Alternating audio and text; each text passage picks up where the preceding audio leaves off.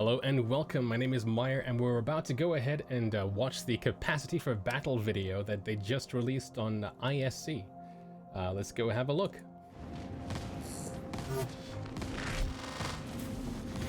The biggest influence in a combat situation is what the players do. You can do a lot of small decisions and they all matter.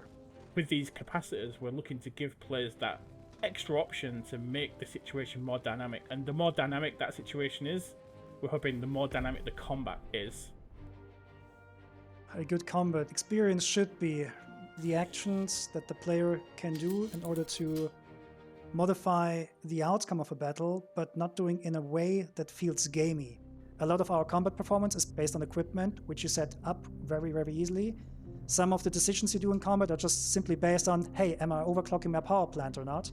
That is also not a very interesting choice. You do it once before combat, and that's it. You might just move your shield sectors around a bit, right? But the amount of decisions you really do during combat is very limited. Yeah. It's a very linear feeling to the combat. It's pretty much all we do in combat right now. I mean, like, you just overclock your weapons and you go. You just click those buttons and forget about it, with maybe only, like, shield hardening being the only active thing you do. There's, like, no, apart from, like, aiming and shooting, there's no other skill-based stuff involved. At the moment, you're purely thinking about how you get your gun on your opponent. But we want that to be a very different approach now, where you're thinking about your gun, but then you've got to think about the time where you might have to, you know, kind of outmaneuver them, or you might have to be in a defensive situation if they've managed to get their guns on you. And then we were like, okay, how can we put in more interesting and more exciting decisions into that, right? And this brings us to the capacitor gameplay, Okay. which for us is a way to get very short and exciting bursts of gameplay. Right. It's about giving players the choice that they can make a difference. Imagine it as a pool of energy that you have. And this is extra energy. This isn't energy that the ship already has, it's an extra pool of energy on the ship. And then imagine that you can now choose where this energy goes. So if you need some extra thrust to kind of outmaneuver or escape a situation you're not happy in, you can move all the extra energy for a limited amount of time to the thrusters. Okay. And then they'll perform at a higher window, basically until the capacitor runs out. Right. So on this, again, I believe, you know, proof of concept thing here, I'm not exactly sure what all these gauges mean, but you can tell what the new elements are because they're just block colors. So on the right-hand side, we see the 3 bars. One is red, one is yellow, one is blue. Judging by the fact that when they were shooting, the red bar fills up, I'm imagining that that means, like, you know, your weapons are now using your capacitor's battery power. When they were going in a straight line, the weapons were slightly heated, but the yellow was also up as well. I don't know what the purple bar is. I'm gonna guess the purple bar is how much, like, capacitor power you have, like, in total. These effects are drastic. These are really drastic. You cannot swap charges between, That shield, for example, guns blue, to shields or something like that. power. That doesn't work. But you can tell each subsystem which should be preferred for regenerating. Okay. So instead of taping down your fire button, if you use energy weapons, you are now forced to pick when you're actually going to fire them, right? Right. And these weapons... So if we go back again, and then we'll listen to what Yogi said completely there. But as you could see there, as they were toggling up and down the shield power, you could see that when they went into when they make the shield power go to full, then you see the blue bar there, which indicates shields goes up, and the shields were regenerating faster. So, like, in a combat experience, I mean, I can imagine that, like, you know, if your shields go down, you want to go, oh crap, I want my shields back up straight away. You can then sacrifice some capacitor power to get them back up, as opposed to, like, doing what people do now, which is just fly away until they regenerate over time. And you're actually going to fire them, right? And these weapons, they will run out very, very fast. And the players that can think ahead and manage that situation, we think they'll have the advantage in combat. You need to strategically employ the limited resources you have. So it isn't just about the flight of the ship, or, you know, it isn't just about one particular angle on the ship. It's about all these different things that come together to give a particular style of combat, which we want to be a positional combat situation. And I'm very convinced that this is that this is the interesting part where dogfighting will get really exciting again. Right. In ter- And I mean, I'm sure it will, because not just Elite Dangerous, which I see in chat people mentioning, but also Star Wars Squadrons utilizes a very, very similar thing for its dogfighting to make you think more about just training your gun on somebody and pressing buttons. You know, now it's all about, like, you know, how much capacitor power will I have to be able to deliver this amount of power, and if I do so and I deplete that, then I won't be able to, like, you know, outmaneuver them if they try and dodge, or like fill my shields back up if I start to get shot at. So it's in terms of where we cool are stuff to think exactly about. right now is we almost have the archetype tunings for our four main fighter categories done. Okay. The next step is to make sure that the weapons fit in these categories, and that we're getting the kill times and the maneuvering offsets into the place where we want them. So he's at 4 main fighter categories. What are they? I'm guessing like snub ship, then light, medium, and heavy. Because otherwise, what's the 4th one? You know, we don't want to kind of limit the ships enough where it doesn't feel like the ships are at a performance window. We want to keep that performance window where it feels like you're pushing the limits of yourself and you're pushing the limits of the ship. And that's something we're very keen, you know, to kind of keep, because we're kind of happy with that in terms of the current balance. So it's a very complex undertaking. We want to do it right. Now we have to do a lot more testing. We have to do a lot more balance. We're going to use what happens and look at the results, look at all the things the players are doing, look at the choices they're making, and make sure it's right, and make sure the balance is correct, and make sure all the differences between the ships align with our expectation of where they should be.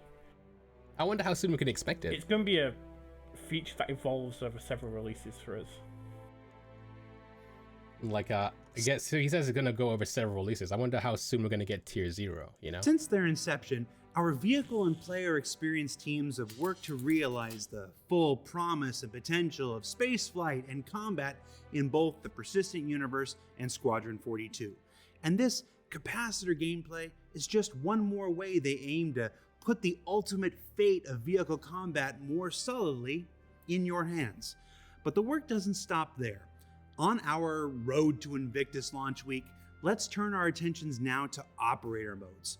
What they are, Operator how mode. they'll serve as the foundation for multi-crew gameplay going forward, and how the next one that's currently in development looks to redefine the way we use missiles for a more engaging and tactical experience. Right. So I wonder, so that's a good point. So Nico in chat says, ooh, I just deafened myself. That's always good. But Nico in chat there starts talking about the power triangle that we currently have on the MFDs. They don't really do much. The power triangles on the MFDs kind of talk about, like, you know, your thrusters, your power, your thrusters, your weapons, and your systems. But nobody ever does anything with them, and I have no idea if they're useful. I feel as if this is going to replace that, because I don't really think there's a use for the triangle at the moment. A key part of operator modes is to give the ship a purpose, that each seat has access to certain tools on the ship. All right. This is quite exciting because it can open up multi-crew quite significantly. Gives a lot of freedom Yes, to please. allow people to cooperate in different ways. So I'm looking at the Quite the scanner significantly. ball here. Gives a- Is that new? Has there always been a red band around the scanner ball on the A carrier? lot of freedom to allow people to cooperate in different ways. An operator mode, it basically allows us to split out a feature. So when you're in that seat, you get all the information that is on a particular task. So that's what an That's operator mode basically, is. Okay. You know what an operator mode is. So operating modes that exist in the game right now are Quantum Drive, Scanning is an operating mode. Quantum is an operator mode. And we've also got mining Okay. as well. Looking forward, I mean, that's just cool in general to think about quantum drive being an operator mode. So you can have somebody in like a seat, like an upstairs in the carrick, and they're the quantum operator, so they have to deal with all that while you're just flying. certainly multi-crew is not quite where we want to be at the moment. Nope. And so we decided to manipulate operator modes a little bit and allow different people in different seats to be in different operator modes. So the co-pilot could be in, for example, scanning mode, while the pilot is in flight mode. This would allow the co-pilot to have control of all the scanning stuff, while the pilot doesn't have to worry about that, doesn't have control of those items, and can instead just worry about flight. That's the cool feature, and that's cool to think about as well. I mean, I don't know if they're going to talk about this scanner operator, because of course, like, all we know about before they just, before they explained what operator modes is, all we thought about was missile operator mode was the thing, right? But to have somebody be the person scanning as I'm flying would be cool, as long as when they scan, I see what they scan, because otherwise, I don't know if anybody's ever like done multi-crew gameplay in a mole before. It's really frustrating, like having the pilot like scan stuff and have no idea what they're looking at. But yeah. So that's quite an exciting change for multi-crew going forward, especially. So the operator mode we're working on at the moment is missile operator mode, which is the first new one that we're looking at. The goal behind missile operator mode is to give players quick access to the missiles in combat, because there's a particular range and a particular time when missiles are the right tools to use in a situation in combat. Right, and as you can see there, that's some new HUD elements there on the right. We have the 4 bars, which means that the hammerhead here can, I imagine, lock 4 separate missiles at a time. And it was taking a lot of what we learned with the previous method with missiles to communicate that. They fill up, so the way that missile operator mode works right now is in a single pilot ship, you have the option to switch between your guns and then into missile operator mode. Oh, so you have to swap now. So you can't use both at the same time. Okay. But if you've got a multi-crew ship and you're in a pilot seat and you've got a co-pilot, you can use the guns, and your co-pilot can have complete control over the missile system at the same time. So as far as like incentivizing multiplayer, that's kind of cool. It means that if you're in a, let's use freelancers as an example, right? Like if you're in a freelancer miss by yourself, you either use your guns or you use the missiles. But if you have somebody on the missile operator seat, that means that like 9 times out of 10, the team of 2 is going to come out on top, because they can be firing and also firing missiles at the same time. You can pre-select how many missiles you want to fire, lock them all on, and then fire them all in a volley. That's quite fun to watch. Big anime blast of missiles as they fire off into the distance. We're hopeful that we've given the players enough information that when they lock a target in missile operator mode, they understand that they've locked it. But then they also understand the next stages, which is how much of a lock do you have, and what are your chances of hitting your target at that particular time. Okay. And being in missile operator mode gives you all that information. So along with missile operator mode. So Albator says it incentivizes multi-crew in the same way the Rock DS does, though. What do you mean exactly by that? Because I don't follow. We've also done a complete rework of the missiles, which now fly under an IFCS2 system, so they're very, very similar to the ships. So, for example, one of the big changes is missiles now have fuel. So as they maneuver more, as they accelerate, they will consume more fuel, which allows you to outrun them and outmaneuver them. And they're going to have a very limited opportunity to come back at you if you manage to evade a missile. Okay. We've also split up the missiles. That's a big change. Flight into 3 different phases. So the first phase is boost phase, where the missile is attempting to just pick up speed and get to top speed as fast as it can. Once the boost phase has expired, it goes into intercept phase, where the missile is trying to generally track towards the target, attempting to intercept it.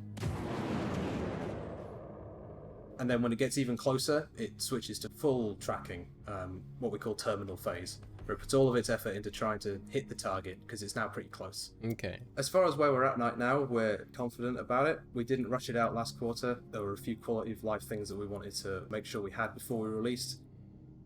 So that's a really big change to how missiles go, because essentially they said that they want the 3 phases to be like, you fire the missile, it goes, and then tries to hit the guy, and if it misses, then it's not going to come back the way it does right now. So like it's more going to be about dodging missiles as opposed to like running away from them until they run out of gas. I like that, but at the same time, I mean, like it kind of feels like a huge nerf to missiles, but at the same time, it will also just make it more situational in general. Like if you're in a combat environment where like you have multiple enemies, at the very least, it would mean that if you're like focusing on 1v1ing somebody and another guy comes in with missiles, all you gotta do is dodge those missiles once. You don't have to worry about like the annoyingness that comes with having to dodge a swarm of missiles and also fight somebody. A fairly small team, but I'm very proud of the efforts that we've done so far, and also our interaction with the community as well, because we are a player-facing team, because we're an experienced team. A big part of this for us is players understanding that the game's always moving forwards. We're always trying to improve everything we've ever done, and it's not going to stop. So what did we learn this week? Okay. Well, we learned that in addition to the decisions you make before you take off, capacitor gameplay looks to add even more during the heat of battle. that operator modes are the next step in making true multi-crew gameplay a reality. And that for the missiles themselves, sure, you can use countermeasures, but it's going to be a lot more fun to just outfly them from now on. Now, Yeah, we're only exactly, a week away outfly from them. Invictus, where you're going to get to see the latest the various ship manufacturers of the verse have to offer, and see the imposing UEE Navy fleet up close. Like, really up close. I'm excited. All right. So, yeah, in general, I think that was really cool. It's a short but sweet ISC, but they mostly are nowadays. That's like 10 minutes long, but like they talked about a lot of really cool stuff there. Capacitor gameplay, they didn't go deep into like the mechanics of how it would work, or like, you know, how the HUD and stuff will work for it, but we kind of saw more or less what they were going for with it with the bars. So we can assume the purple bar there that you can see over here is the capacitor power. That'll probably be like somewhere else in a nicer place eventually. And we have those 3 bars as well for what you can assume are weapons, thrusters, and shields too. If you've played Elite Dangerous, if you've played Star Wars Squadrons, those both use capacitor style gameplay for combat to basically make combat a bit more than just, you know, like pointing and shooting and outmaneuvering and stuff, and kind of adds to that. Not everybody is going to like these changes, but I suppose one of the cool things about this game is that, you know, if the majority hate it, they will always be able to, you know, like play around it. I don't think they're going anywhere though. You know, like many ships are designed to have capacitors in general. If you've been on the new the new Mercules, the new Hercules even, like you can see where the capacitors go and that kind of thing. But I'm really excited for it. And of course, you know, operator modes are pretty cool looking too. You know, like having missile operator mode, having people in your ships be able to do stuff other than just, you know, like be there for the ride and watch. They did say that missile operator mode is coming for 3.14. It's going to be the first operator mode. We don't know if other operator modes are also going to be in as well. They described scanning as being an operator mode. We are getting scanning in 3.14, but is it an operator mode? Is it going to be something you can use in the co-pilot seat or something? We don't know just yet. It would be cool if you could, because it'd be just really nice to have other options of things to do. Currently, I think as far as like, you know, like separate operator modes, you can not do much. So having missile operator mode and having the scanning or whatever is cool. I think the only operator mode you can do right now is comms. You can comm somebody else's ship with like the second seat, or you can comm like a station and they will give you a pad for the full ship. So yeah. Anyway, really exciting stuff for 3.14 for sure. Looking forward to it. Alright guys, anyway, thank you all so much for watching. I'm gonna go ahead and put this on YouTube again. If you did enjoy this, well, thank you everybody watching on YouTube, because we just hit 1,000 subscribers. So thank you all so much for that. And I will see you in the next one. Until then, feel free to like and subscribe if you like this, if you like talking about Star Citizen in this format. And yeah, as always, be good.